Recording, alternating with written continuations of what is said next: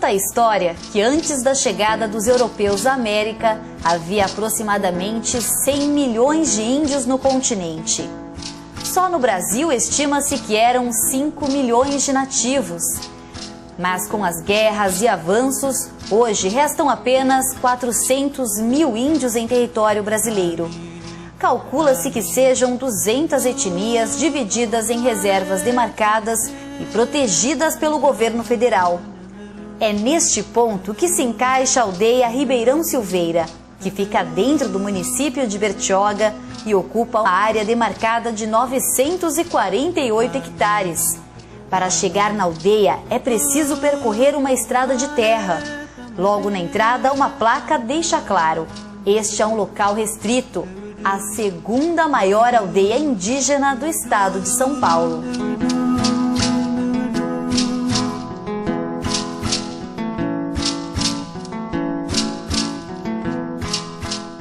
Neste espaço tão perto e ao mesmo tempo tão longe do que chamamos de civilização, as tradições e culturas indígenas ainda conseguem se manter vivas.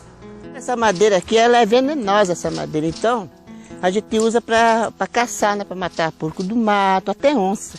As crenças e rezas são passadas de geração a geração.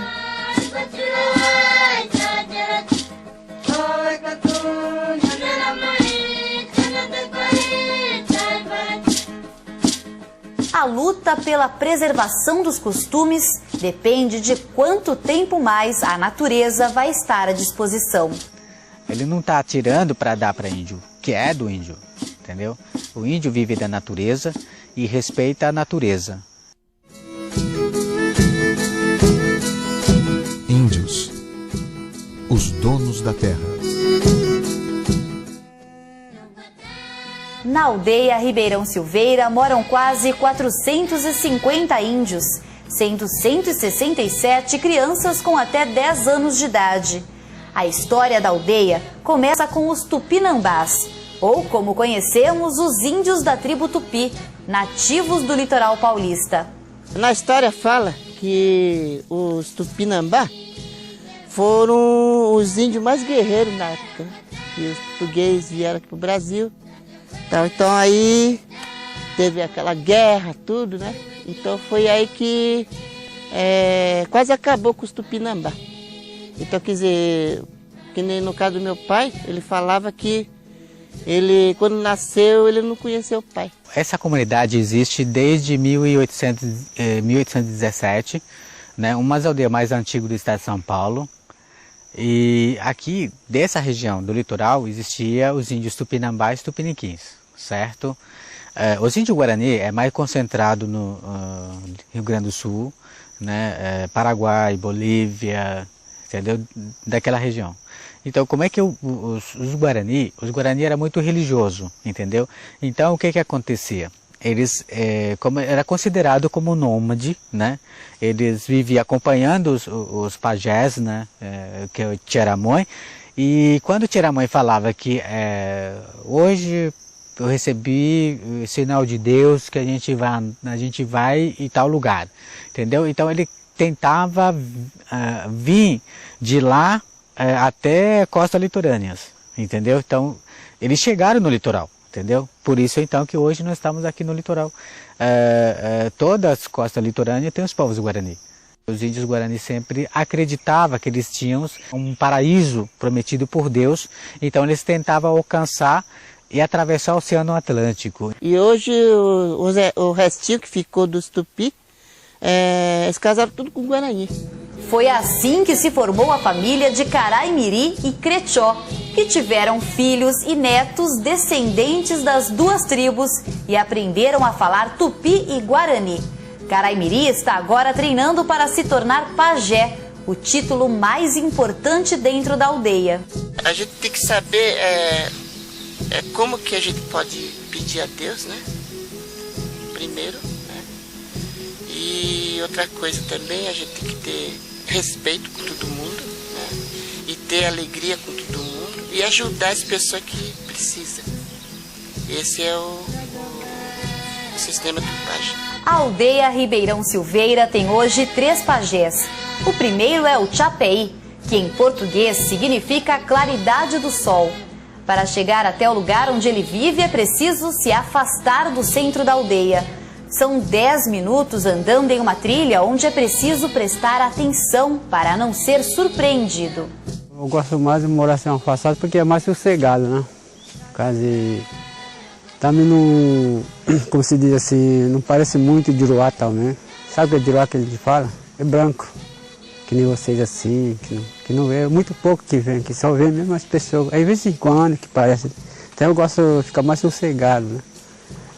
Por isso que eu venho mais aqui afastado, moro assim mais longe, assim. E a pessoa que me procura também, quando me procura, quando eu preciso de alguma coisa também. Não vê assim de passeio mesmo, não vê.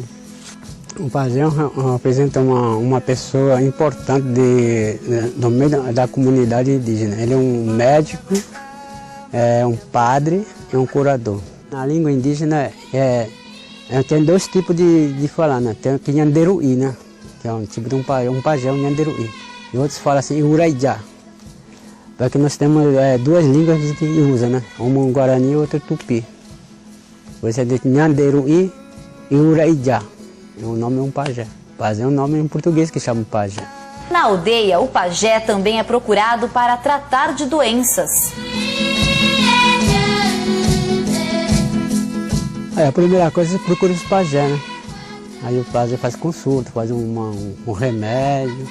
Quando não se é curado aqui, que precisa ir para a cidade, a gente encaminha para a cidade, pela autorização do pajé. Né? Depende da doença, o pajé trabalha no espiritual, faz cura com o espiritual. Tem muita doença que não se cura com espiritual, se cura com erva do mato, um chá, umas coisas assim, né? Raiz de madeira. Um índio com saúde e considerado grande o suficiente para ajudar, precisa cooperar com as despesas da família e com os trabalhos na aldeia. Este grupo de índios passou o dia na construção da nova casa de reza.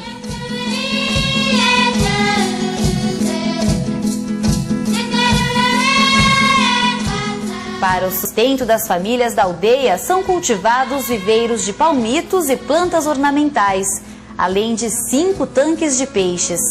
Outra opção é o artesanato.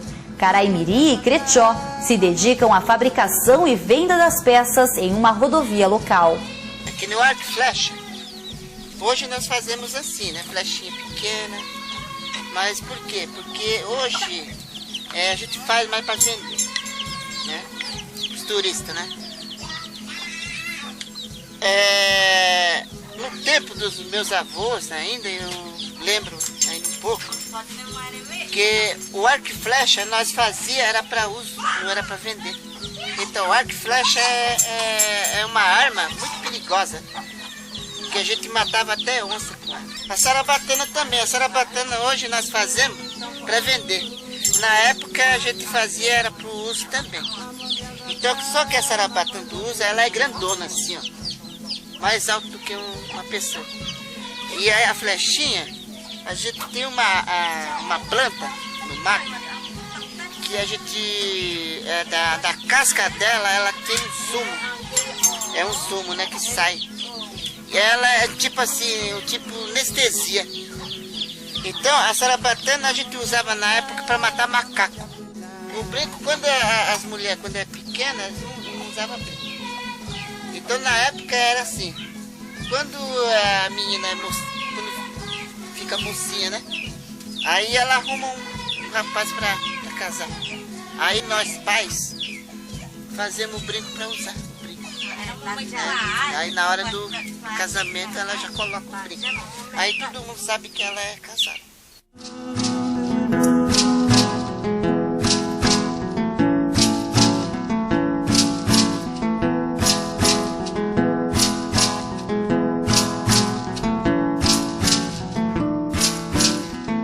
Um dos produtos vendidos pela família é o cesto feito com taquara.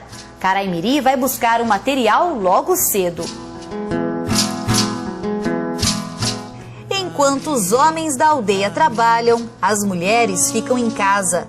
De manhã, a cozinha é o lugar onde todas se reúnem. Nesta oca tem até fogão. Na fogão a lenha é melhor, né? Porque cozinha mais rápido e não apaga, né? Agora o fogão ali não, qualquer coisinha ali apaga sem saber, o gás já tá saindo. É um perigo. Eu tenho medo de usar esse negócio. Quem usa mesmo é minha filha, né? Minha filha cozinha. Aí eu mesmo uso no fogãozinho a lenha. Crejó está fazendo uma comida típica indígena, o tipá. Tipá, nossa comida mesmo. A gente faz, compra o trigo, né? A gente faz assim. O branco não, né? Coloca tudo ali. Real, açúcar, né? Muito açúcar. E aqui não tem, não. Aqui só tem sal e água. A gente faz isso pra nós comer.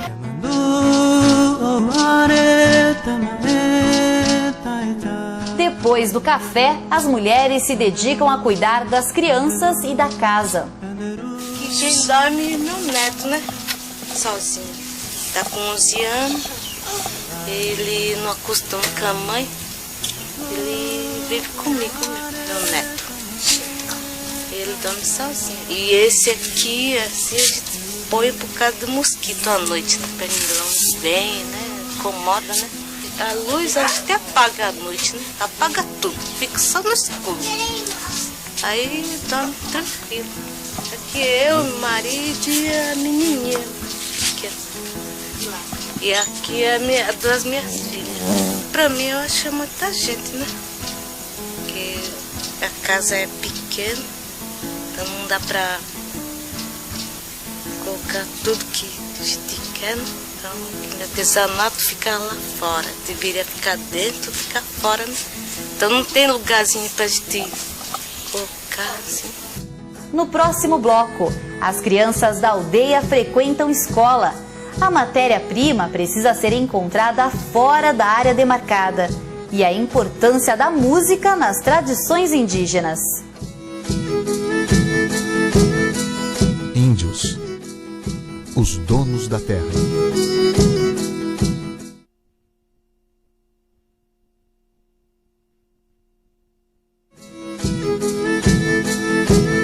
Índios, os donos da terra.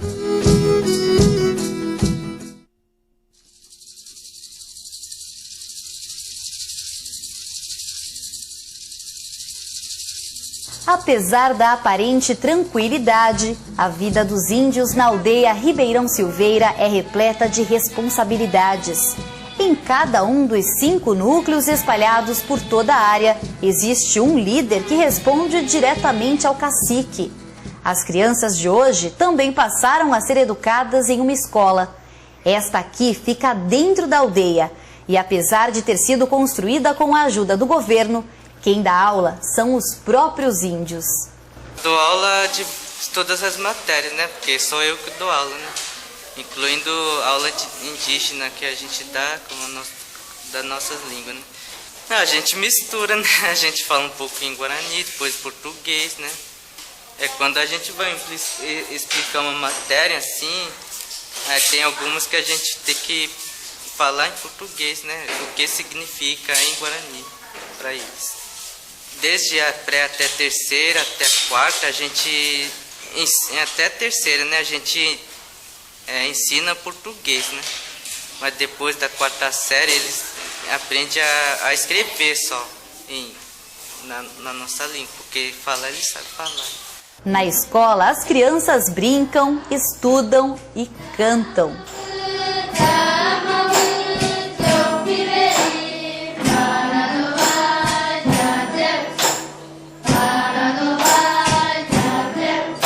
A música na aldeia é um costume levado a sério. Os mais velhos ensinam os mais novos. Aqui, as canções são uma forma de reza em homenagem à natureza. O instrumento mais usado para o acompanhamento é o violão de 5 cordas, com afinação guarani.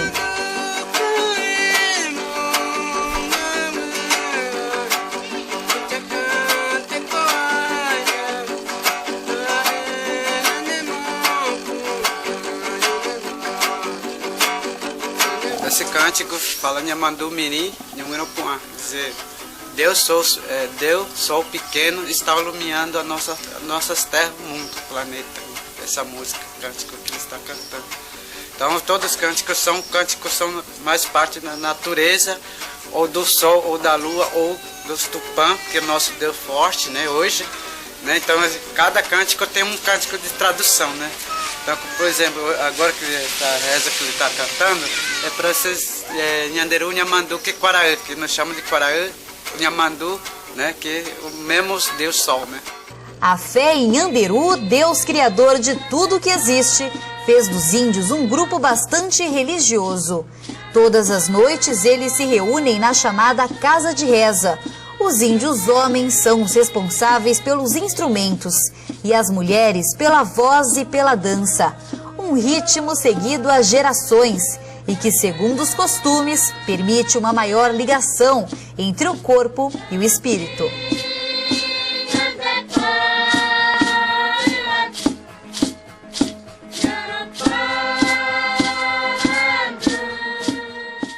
É na casa de reza que as crianças são batizadas e recebem o nome indígena. Mas quem vive na aldeia também possui um nome em português. Até o pajé tem nome. Fora da aldeia ele se chama Gino de Castro. O batismo só tem uma vez por ano, né? Aí o primeiro nome, os pais dão os nomes em português. E o segundo nome, os pais que dão os nomes. Aí só o pai que dá o nome, a mãe e o pai não escolhem. Agora, nome em português, o pai e a mãe escolhem. Aí, para dar o nome, os pais têm que se concentrar no máximo 3 ou 4 dias. Para depois fazer o batismo. Que já recebe direto lá de cima. Representa o nome verdadeiro, que a gente sempre tinha. Que sempre tem e sempre vai ter. Significado assim, de qualquer uma coisa, né? É de natureza, flor, céu, qualquer tipo de um nome de índio tem significado sobre o nome. A mistura da civilização com os costumes é vista também dentro de casa. A televisão é encontrada em todos os lares e, para facilitar a locomoção, os índios de maior autoridade também dirigem. Alguns avanços seguem a tendência da energia renovável. Esta oca, por exemplo, possui uma placa solar. Mas a interferência dos não-índios para por aí. Os líderes Guarani e Tupi se esforçam para manter a cultura viva e conseguem, pelo menos por enquanto.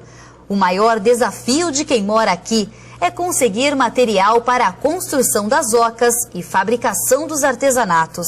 Cada vez mais está mais difícil, às vezes a gente não tem palha para cobrir casa, entendeu? Para fazer casas naturais, né? E, então tudo isso é problema dentro da comunidade, não só dessa comunidade, mas em todas as comunidades, cada vez mais o progresso chegando e espaço cada vez mais ficando pequenos. Caraimiri encontra a maior parte das árvores e vegetações típicas em áreas fora da aldeia. Aqui é a entrada, né? Tá pegando material, né? E o material que a gente pega é a taquara, né? Taquara para fazer os artesanatos. Então, a gente faz vários tipos de artesanato. E tem outros material também, né? Tem o timbopeva, tem o cipoimbé, que também faz parte dos artesanatos que a gente faz. Esse aqui é uma palha que a gente faz a oca, que faz a casa, né? É dessa palha aqui. Chama-se capim-navalha que chama. Essa madeira aqui, para nós é especial, porque ela é uma madeira dura, né? E ela é escura. E também você vê, ó, ela tem espinho. Então esse espinho aqui, ó, quando fura a gente é fatal. Ela pode inflamar, né? E até não sarar mais, se no caso não tomar algum remédio, né? Também tem outra também, ela dá coquinho. E o coquinho, a gente come o coquinho. Ela tem época que ela dá só o líquido, né? Então a gente leva para as crianças beber o líquido. E também tem época que ela tem uma carninha dentro, que a gente também come. O nome indígena, nós conhecemos pelo Uirarantã. Agora em português o nome é Brajaúva. A aldeia foi demarcada em 1987 e possui hoje 948 hectares de terra, uma área que já não supre as necessidades dos índios do Ribeirão Silveira. Atualmente, onde nós estamos numa área demarcada, ela é muito assim, tem muito lençol d'água, então é tipo um brejo. Quando chove ela não tem corrente, então fica muito assim solo úmido. Então onde a gente ocupa hoje tem essas moradas, né?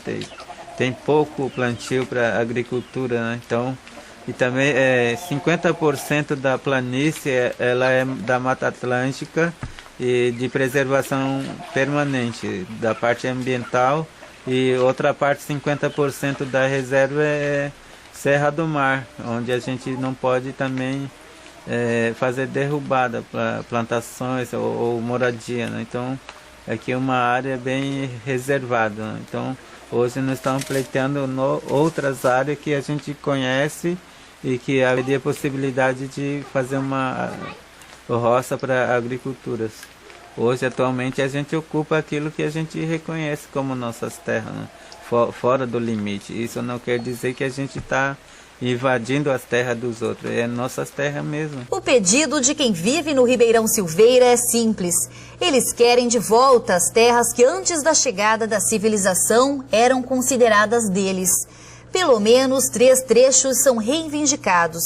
Eles estão em áreas da fazenda Água do Bento, Guaratuba e Boracéia.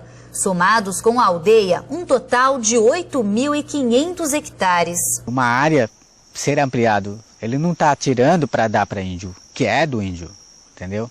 O índio vive da natureza e respeita a natureza, entendeu? Então, os índios precisam ter uma área adequada para a criação das suas próprias famílias, e para manter o costume e a sua cultura precisa de ampliação de terra, senão não consegue. Por quê? Porque espaço cada vez mais ficando pequenos, não consigo ficar muito tempo, ou se não conseguir vai se mudar para as outras comunidades, entendeu? Então vai se perdendo os valores. Nós consideramos essa área de ocupação tradicional, onde nós antigamente a gente caçava, pescava, andava para coletar material para artesanato, construção de casa, medicina tradicional, as plantas, ervas medicinais. Então a gente, ainda hoje, sendo proibido para a gente estar entrando, mas a gente considera como nossas terras, né? Fomos procurar em Brasília uma resposta aos problemas dos índios da aldeia. Conversamos com o presidente da FUNAI, Fundação Nacional do Índio. Nas escolas ainda se fala muitas vezes que os índios viviam no Brasil, moravam em ocas, ou é sempre no passado, né? Então, quando a gente vai estudar, quando a criança vai para o colégio, a impressão que dá é que os índios não existem mais, porque sempre é colocado no verbo no passado. Os índios moravam, viviam, e eles não é isso. Eles vivem, existem, estão aqui, têm um lugar, né? Um espaço territorial próprio, e tem um lugar no futuro do Brasil também. O que eu posso dizer para os Guarani é isso, que fiquem seguros de que nós aqui na FUNAI, enquanto estivermos aqui, nós vamos estar trabalhando no sentido de garantir os direitos deles, não é? A demarcação das suas terras, fazendo a revisão que for necessário fazer, não é? E ao lado deles, sempre ao lado deles. Os índios têm o direito às terras que identificam como originais, defendido pela Constituição Brasileira. Mesmo assim, este não é um trabalho simples. O curso do processo é esse, ou seja, a FUNAI tem que fazer o estudo, publica-se o estudo, depois tem um tempo para contestação de terceiros, né? Depois um tempo para a FUNAI responder essas contestações, né? No processo administrativo. Feitas essas respostas de contestação, nós encaminhamos o processo para o Ministério da Justiça para ele analisar, e analisado o processo, dando ele como concluído em termos de estudo, o Ministro da Justiça publica uma portaria declarando aquela terra tradicionalmente ocupada pelos índios. A luta pela ampliação do Ribeirão Silveira pode ser definida como uma luta por um direito primitivo, o direito à sobrevivência. Sem o plantio, a caça, o artesanato, os índios vão precisar se adaptar e as tradições passadas de geração a geração vão ficando cada vez mais esquecidas. Acho que é um bom momento para que todos nós brasileiros nos lembremos que nós somos brasileiros porque também temos aí essa herança. Respeitar os índios é manter viva a nossa história.